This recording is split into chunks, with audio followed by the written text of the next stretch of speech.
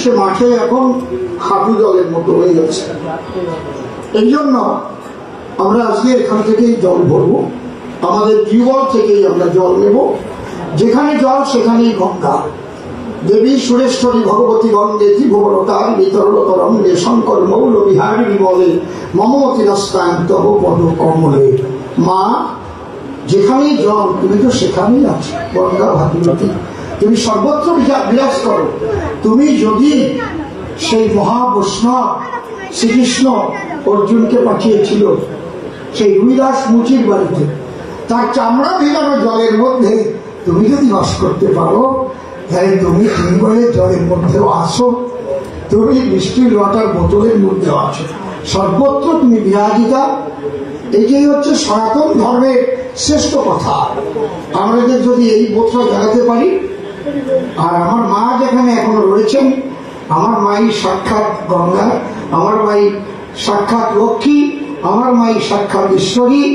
আমার পিতা যদিও দেহ ধরে নেই, তিনি সবই দেখছেন।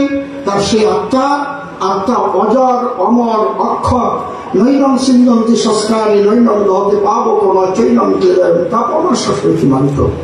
আজকে শ্রী ঠাকুর ভবা পাগলার জ্যেষ্ঠ পুত্র, তারই পুত্র কানু ভাই এখানে এসেছেন, পুত্র বধূ এসেছেন, তার আরো একজন পুত্র এসেছে, ছোট নাতি এসেছেন।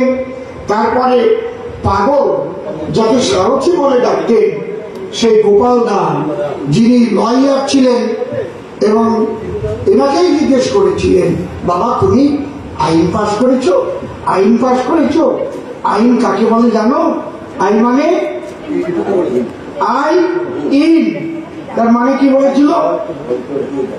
অন্তর দিয়ে দেখো, তোমার মধ্যে ইন মানে ভিতরে, আর আইন মানে আমি।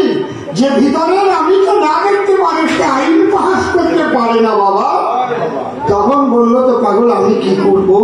বলে তুমি গোলাপ জলের ব্যবসা করো, সবাইকে গোলাপ জল, তুমি সব ছেড়ে দাও, মিথ্যা কথা, ওগুলো দরকার নেই তোমার, তুমি এই লাইন নাও।